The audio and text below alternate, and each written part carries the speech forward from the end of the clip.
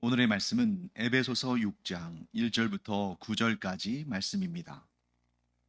자녀들아, 주 안에서 너희 부모에게 순종하라. 이것이 옳으니라. 내 아버지와 어머니를 공경하라. 이것은 약속이 있는 첫 계명이니 이로써 내가 잘되고 땅에서 장수하리라. 또 아비들아, 너희 자녀를 노엽게 하지 말고 오직 주의 교훈과 훈계로 양육하라. 종들아, 두려워하고 떨며 성실한 마음으로 육체의 상전에게 순종하기를 그리스도께 하듯 하라. 눈가림만 하여 사람을 기쁘게 하는 자처럼 하지 말고 그리스도의 종들처럼 마음으로 하나님의 뜻을 행하고 기쁜 마음으로 섬기기를 주께 하듯 하고 사람들에게 하듯 하지 말라. 이는 각 사람이 무슨 선을 행하든지 종이나 자유인이나 주께로부터 그대로 받을 줄을 알미라.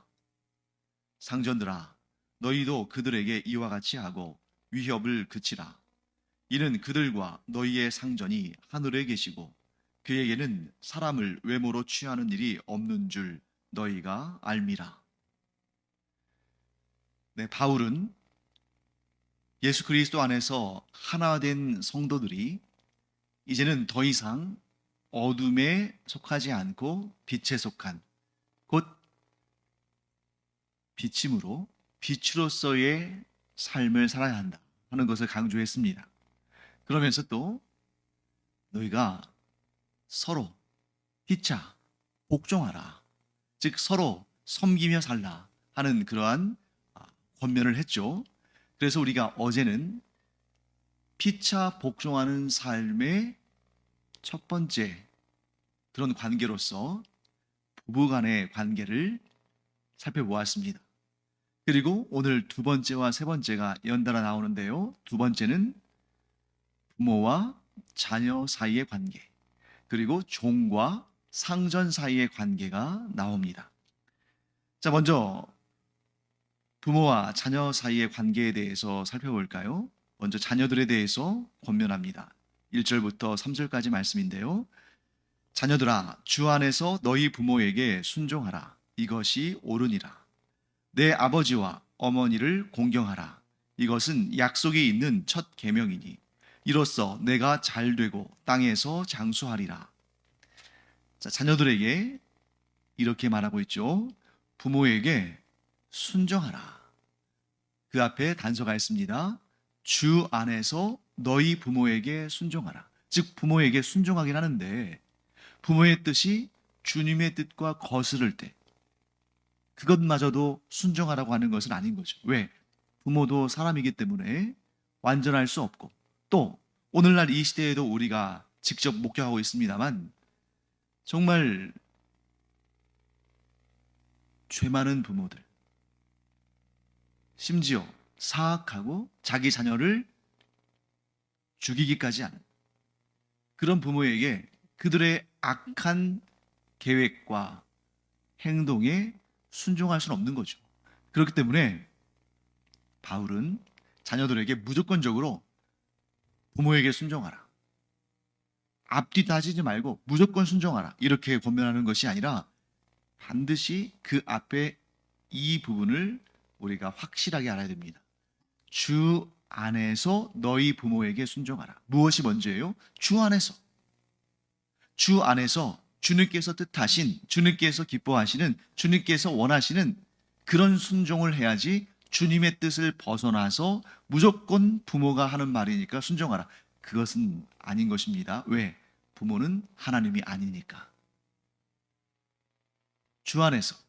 하지만 대부분의 경우 부모가 자녀보다는 오를 때가 많죠.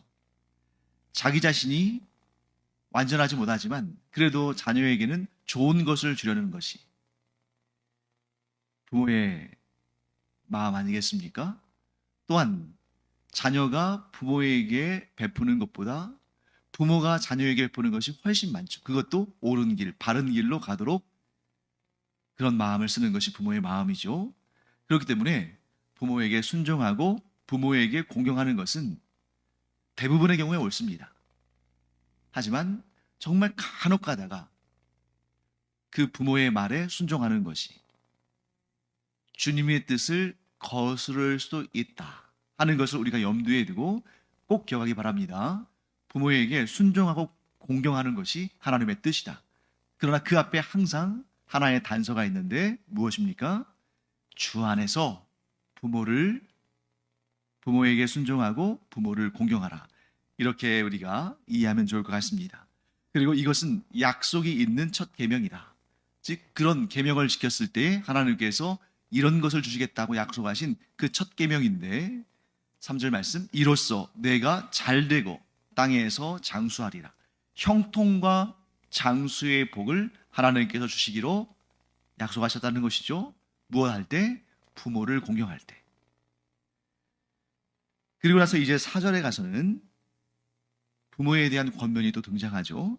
또 아비들아 너희 자녀를 노엽게 하지 말고 오직 주의 교훈과 훈계로 양육하라. 자, 아비들에게 주어지는 명령은 무엇입니까? 자녀를 노엽게 하지 말라. 그리고 또 하나는 주의 교훈과 훈계로 양육하라. 이렇게 설명하고 있습니다. 자, 자녀를 노엽게 하지 말라. 보통 이제 노엽다 하는 표현은 보다 좀 나이 많고 또 좀 지위 높고 또 선배 이런 쪽에 지금 노엽다 하는 표현을 많이 쓰는데 자녀가 노여하다 하니까 조금 어울리지 않을 수 있는데 그냥 쉽게 말하면 이거죠. 자녀들을 화나게 하지 말라. 이런 뜻인데요. 여기에서 자녀를 노엽게 하지 말라는 것은 단순히 자녀가 화를 내도록 하지 말라. 자녀에게 화를 돋구지 말라. 그러한 차원이 아닙니다. 자녀를 노엽게 하지 말라. 다음에 곧 이어서 어떻게 연결되냐면 오직 주의 교훈과 훈계로 양육하라. 이렇게 연결되잖아요. 그러니까 여기에서 자녀가 노엽게 되는 이유는 주의 교훈과 훈계로 양육하지 않기 때문에 노여움이 생긴다는 거죠.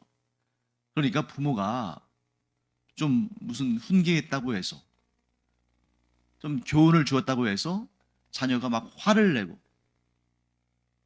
거기에 대해서 막 반발하고 그렇게 하는 것이 싫어서 그냥 오냐오냐 하고 자녀가 듣기 좋은 소리만 하고 이런 뜻이 아니에요. 오직 주의 교훈과 훈계로 양육해야 되는데 여기에서 자녀가 노하는 이유는 그 자녀의 분노, 자녀의 화, 자녀의 그 노의 원인은 주의 교훈과 훈계로 양육하지 않기 때문에 발생하는 것이라는 것을 지금 바울은 전제로 하고 있는 것입니다. 자, 그러면 주의 훈계와 주의 교훈으로 양육하지 않는 그 당시의 풍습은 무엇이었을까? 1세기에 로마 제국의 문화권 아래, 로마 제국의 지배 아래 있던 세계에 어떤 양육의 풍경들이 있는지를 우리가 본다면 그것이 더 분명히 우리에게 이해가 됩니다. 자, 고대 로마 주후 1세기의 사회에서는 아주 혹독한 양육이 펼쳐졌습니다. 특히 아버지는 아주 온화하고 또 온유한 인격과 사랑으로 자녀를 양육하기보다는 물론 그런 사람들도 있었겠죠. 하지만 이 1세기의 로마 시대의 문화는 전반적으로 부모가 자녀를 좀 학대에 가까울 정도로 그렇게 혹독하게 훈육했다는 거죠. 그래서 가정에서의 폭력은 아주 보통이었고 그것이 또 사법적인 처벌로 이어지지 않게끔 사회 전반적인 분위기가 됐다는 거죠. 특히 심지어 부모에게, 특히 아버지에게 그 자녀의 생사 여탈권, 그러니까 그 사람이 다른 사람을 죽였다면 법적인 책임을 묻게 되는데 자녀를 죽였다는 것은 법적으로 책임을 묻지 않는. 그러니까 오늘날은 그렇지 않죠. 오늘날은 이제 가정에서 자녀에 대해 뭐 학대를 하면 그 학대로서의 처벌을 받습니다만 이 1세기 로마 제국의 문화 가운데서는 부모에게 자녀의 생사 여탈권이 있었기 때문에 그 부모가 특히 아버지가 그 자녀를 죽인다 할지라도 그것을 그냥 넘기는, 당연시하는, 그것이 그 당대의 일반적인 패턴이 되는 그런 시대였다는 거죠. 자, 그런데 그렇게 되다 보니까 자녀가 어떻게 하는 거예요? 그 아버지의 무력, 그 부모의 완력에 순종하는 것처럼 보이지만 사실은 그 안으로 분노가 쌓여가는 거죠. 그 가정의 폭력적인 훈육, 또 무언가를 이루기 위해서 자녀를 양육할 때 아주 막 다그치듯, 그렇게 무슨 뭐 운동선수 훈련도 시키듯이 그렇게 강하게, 엄하게 양육하는 것이 그 당시의 문화다 보니까 겉으로는 표출하지 못하지만 그 속으로 분이 가득 찬 그러한 상태가 된다는 거죠. 그러다 보니까 그것이 또 그 다음 때에 그러한 분노가, 그러한 부정적인 에너지가 또 그 다음 때에 그 사람의 그걸 당하고 살았는데도 그 다음 때의 자녀들에게도 또 그것이 표출되고, 그러니까 대를 이어서 계속된다는 거죠. 바울은 뭐라고 합니까? 그런 로마 시대의 혹독한 훈육 방법, 양육 방법이 아니라 주의 교훈과 훈계, 예수 그리스도의 교훈과 훈계, 하나님의 교훈과 훈계. 자, 하나님은 어떤 분이셔요? 오래 참으시며 인자와 자비가 풍성하시며, 그렇지만 악을 용납하지 않으시며 분명한 의와 진리로 가르치시되, 그러나 인간의 연약함을 아심으로 오래 참으시고 은혜와 긍휼과 자비와 사랑으로 덮어주시는, 이게 바로 하나님의 훈육과 교훈인 거죠. 무엇이 옳은지, 무엇이 틀렸는지를 명확히 알려주실 뿐만 아니라 그것을 잘 지켜 행하도록 오래 참고 인자하게 이끌어 가시는 그런 하나님의 성품을 닮은 훈육을 하라. 그러면 자녀가 노하지 않고 그 부모의 말에 잘 순종할 것이다. 이렇게 권면하고 있는 것입니다. 자, 그 다음에는 종들과 상전들과의 관계죠. 종들에게 뭐라고 명령하냐면 그리스도께 하듯 상전에게 순종하라. 이렇게 권면합니다. 5절부터 8절까지 말씀 볼까요? 종들아, 두려워하고 떨며 성실한 마음으로 육체의 상전에게 순종하기를 그리스도께 하듯 하라. 눈가림만 하여 사람을 기쁘게 하는 자처럼 하지 말고 그리스도의 종들처럼 마음으로 하나님의 뜻을 행하고 기쁜 마음으로 섬기기를 주께 하듯 하고 사람들에게 하듯 하지 말라. 이는 각 사람이 무슨 선을 행하든지 종이나 자유인이나 주께로부터 그대로 받을 줄을 알미라. 자, 로마 제국 내에는, 이 1세기의 로마 제국 안에는 종들의 인구가 30%에 해당했습니다. 약 30%의 사람들이 종들이었어요. 따라서 종과 상전의 관계는 이 가족 관계 다음으로 이 로마 제국에서 굉장히 중요한, 이 1세기의 초대교회 당대에 굉장히 중요한 그런 관계의 틀이 되겠죠. 문제는 뭐냐면 종들 가운데서도 교회 공동체로 나와서 예수 그리스도를 구주로 영접하고 한 형제 자매가 된 사람들이 있다는 겁니다. 이게 놀라운 일이에요. 자, 사회의 신분 질서는 명확하게 구분되는데 교회 공동체 안에서는 그런 신분 제도, 신분 차별, 이런 것들이 없다는 겁니다. 심지어 그리스도 안에서 지금 사도 바울이 유대인이나 이방인이나 동등한 하나다. 그 원리가 어디에도 적용되는 거예요? 종과 상전에게도. 사회에서는 종과 상전이 감히 서로 마주보지도 못할 정도로, 종의 생명을 상전이 좌우할 정도로 그러한 처절한 현실인데 교회 안에서는 종이나 상전이나 차이가 없이 동등한, 평등한 형제 자매라는 거죠. 이게 얼마나 어울리지 않는 구도인지 여러분 한번 생각해 보세요. 자, 일상의 생활에서는 상전은 종의 생명을 좌우합니다. 종은 살기 위해서 상전의 명령에 무조건적으로 복종해야 됩니다. 그 신분의 차이가 하늘과 땅 차이예요. 그런데 교회에 와서는 그리스도 안에서 한 형제고 한 자매입니다. 함께 성찬에 참여하고 함께 세례를 받고 함께 예배를 드리고 하나님을 섬겨요. 그러니 이게 얼마나 큰 차이예요? 그런데 그러다 보니까 좀 미성숙한 종들 가운데 어떠한 사람들이 나타났냐면 그 교회 내에서의 하나된 관계를 그대로 일상의 삶으로 끌어가서 나도 그리스도인이고 당신도 그리스도인이고 당신이나 나나 상전이든 종이든 그리스도 안에서 한 형제요 한 자매인데 하면서 상전에게 복종하지 않는.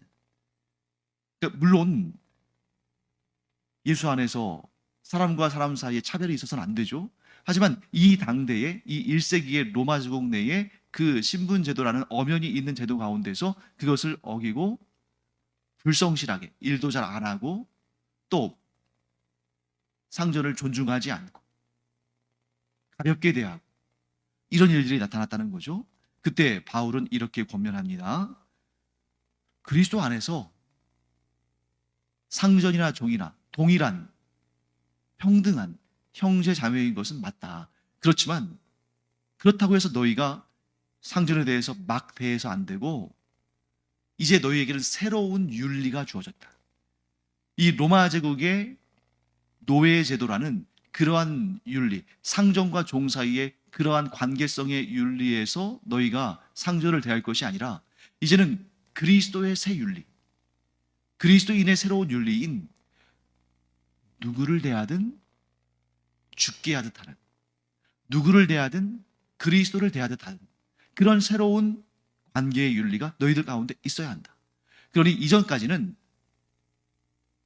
상전의 폭력이나 권위나 노예 제도나 로마 제국의 법이 두려워서 억지로 상전을 섬기고 그냥 사람에게 잘 보이려고 겉으로는 잘하는 것처럼 하고 뒤에서는 그냥 좀 설렁설렁하고 그렇게 사람에게 잘 보이기 위한 눈가림만 하는 눈속이 많은 그런 삶 살지 말고 하나님을 대하듯 그리스도를 대하듯 진심을 다해 상전을 대하라. 이렇게 권면하고 있는 것이죠. 그리고 그 이유에 대해서 8절 말씀 이는 각 사람이 무슨 선을 행하든지 종이나 자유인이나 주께로부터 그대로 받을 줄을 알미라. 너희가 비록 이러한 고된 노예 생활을 하지만 그리고 이런 노예 제도라는 것이 사실 그리스도의 법 안에서는 마땅한 것이 아니지만 그럼에도 불구하고 너희가 종이든 자유인이든 선을 행하고 성실하게 향하고 주님의 명령을 따라 지키고 최선을 다해 산다면 너희들이 행한 그것에 대한 대가를, 보응을, 상을 주님께로부터 받게 될 것이다. 너희가 지금 비록 종의 신분이지만 너희가 상전에 대해서 주를 대하듯 하고 그의 명령에 대해서 억지로 눈가림만 하고 하는 척만 하고 하는 게 아니라 진실로 충성을 다하고 성실을 다하고 열심히 하면 그것은 반드시 하나님께서 상을 주실 그러한 아름다운 모습이다 하고 권면하는 것입니다. 그 다음에 이제 상전들에 대한 권면도 등장하죠. 9절 말씀 상전들아 너희도 그들에게 이와 같이 하고 위협을 그치라. 이는 그들과 너희의 상전이 하늘에 계시고 그에게는 사람을 외모로 취하는 일이 없는 줄 너희가 알미라. 여러분 만일 바울이 종들에게만 너희 상전들을 그리스도 대하듯이 하라 이렇게 권면했다면 사람에 따라서는 바울이 차별주의자, 계급주의자 이렇게 사람을 차별하는 사람으로 보일 수 있겠죠. 그런 논란이 일어날 수 있습니다. 그런데 바울은 종들에게만 상전을 그리스도 대하라는 명령을 내린 것이 아니라 상전들에게도 이 교회 공동체 안에 있는 상전들에게도 너희들의 종들에 대해서도 너희가 그리스도를 대하듯 하라. 바로 여기에서 아주 중요한 원리가 나오죠. 그리스도인의 관계의 대원칙. 그리스도인이 관계를 형성할 때 지켜야 할 대원칙. 나이나 성별이나 인종이나 민족이나 계급이나 재산이나 그 어떠한 것도 차별의 대상이 돼서는 안 되고, 상대방이 누구든 사회적인 그러한 관점에서 볼 때 나보다 우월하든 열등하든 그것은 사회적인 그런 관점에서의 차이일 뿐, 나는 그리스도 안에서 모든 사람을 죽게 하듯 그리스도를 대하듯 그를 대한다. 그것이 그리스도인의 관계의 대원칙이라는 것입니다.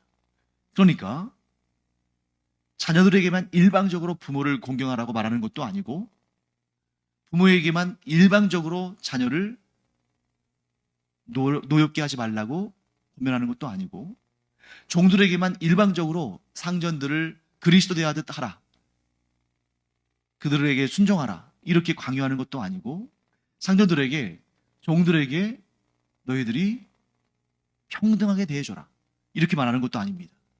모든 사람들에게, 모든 나이와 계급과 재산과 이런 거 관계없이 모든 사람에게 누군가 상대방, 자기 외에 다른 상대방을 대할 때에 항상 주님을 대하듯 하라, 하나님을 만나듯 하라, 그리스도를 대하듯 하라. 이것이 그리스도인의 관계의 대원칙이다 하는 것을 우리가 잘 알아야 됩니다. 그래서 상전들에게는 이렇게 말하는 거죠. 종들이 너희의 아랫사람이라고 해서 그들을 위협하지 말라. 즉 인격적으로 그들을 막 대하지 말라. 그 이유는 그들이나 너희들이나, 즉 종들이나 상전들이나 동일한 상전을 모시고 있는 것이다. 종들도 자유인도 모두 하나님을 상전으로 모시고 있는 하나님의 종들인데, 또 하나님은 사람을 외모로 취하지 않으시고 모든, 즉 사람을 조건으로, 신분이나 재산이나 이런 조건으로 보지 않으시고 사람을 사람으로 대하신 분이신데, 하나님께서 우리를 차별하지 않으시는데 우리가 차별해서는 안 된다. 물론 이 로마 사회 속에 살고 있기 때문에 그 사회의 제도 가운데 살고는 있지만, 그러나 그 안에서 우리가 바꿀 수 있다면 바꾸겠지만, 바꿀 수 없다면 그 안에서 우리가 그리스도인의 삶의 윤리를 행하며 살아야 한다 하고 설명하는 것입니다. 자, 어려운 문제 한 가지를 살펴보고 마무리하겠습니다. 그런데 우리가 모든 사람을 그리스도 대하듯 해야 한다. 이것이 그리스도인의 관계의 대원칙인데, 나의 상대방이 그리스도와 너무 다를 때, 즉 예수 그리스도와 같이 완전하시고 온전하시며 위대하시고 복된 분이라면 우리가 모든 것을 다 바쳐서 복종하고 순종하고 사랑한다 한들 아까울 것이 뭐가 있겠어요. 그런데 내 앞에 있는 상대방은 그렇지 않거든요. 허물도 있고 죄도 있고 또 그의 정말 더럽고 추한 모습을 내가 또 보고 알고 있을 수 있는 거죠. 그럼 어떻게 해야 되는가? 그 사람이 그런 대접을 받을 만해서가 아니라 주님의 명령이기 때문에, 그리스도인의 관계의 대원칙이기 때문에 그 사람이 그럴 만한 가치가 없다 할지라도 내가 그를 그리스도를 대하듯 하면 그 사람은 나에게 오히려 그것을 이용하고 나를 오히려 깔아보고 나를 오히려 좀 힘들게 하고 그럴 수 있겠죠. 그런 인격적으로 미성숙한 그런 사람이라면. 하지만 내가 그리스도인이기 때문에 주님의 명령을 받들고 그 명령에 순종하는 모습을 하나님께서 보시기 때문에 하나님의 뜻에 순종하는 것에 대한 상을 하나님께서 주신다는 것입니다. 그런데 우리가 상대방에 따라서 어떤 사람은 내 존경을 받을 만하고 어떤 사람은 내 존경을 받을 만하지 않기 때문에 이렇게 구분지어서 한다면 우리가 모든 관계 속에서 상을 받을 수 있는 기회를 상당히 놓칠 수 있겠죠. 그래서 상대방이 그럴 만한 가치가 있어서가 아니라 주님의 명령이기에 내가 이런 관계 속에서 상대방을 그리스도 대하듯 하겠다, 이런 마음을 갖는, 그래서 하나님께 칭찬받고 상 받는 우리가 되기를 간절히 축원합니다. 기도하겠습니다. 하나님, 사람과 사람은 서로의 연약함과 허물과 문제와 죄와 여러 가지 좋지 않은 부분들을 알기 때문에 그리스도처럼 대하기가 쉽지 않습니다. 그럼에도 불구하고 하나님의 말씀, 하나님의 명령에 순종해서 그리스도 대하듯 대할 때에 하나님께서 하나님의 말씀에 순종한 자에게 주시는 놀랍고 위대한 복들을 충만히 부어주실 줄 믿습니다. 사람의 상을 구하는 것이 아니라 하나님의 상을 바라봄으로 하나님의 명령에 순종하는 저희들 되기를 원하오니 성령으로 충만케 하여 주셔서 이러한 삶을 살아낼 수 있는 은혜를 더하여 주시옵소서. 감사드리며 예수님의 이름으로 축복하며 기도합니다. 아멘. 기도하는 시간입니다. 우리가 점점 믿음 안에서 성장하고 성숙해하고 있습니다만 우리도 완전한 사람 아니잖아요. 그러다 보니까 상대방의 허물도 보이고 문제도 보이고 그래서 죽게 하듯 하기가 쉽지 않은데, 그런데 우리 이 시간 기도할 때에 그런 허물이 보일 때, 문제가 보일 때 도리어 예수님의 마음으로 덮어주고 그를 위해서 기도하며 더 좋아지고 더 나아지기를 하나님께 간구하고 그런 모습을 보게 되기를 간절히 축원합니다. 기도하겠습니다.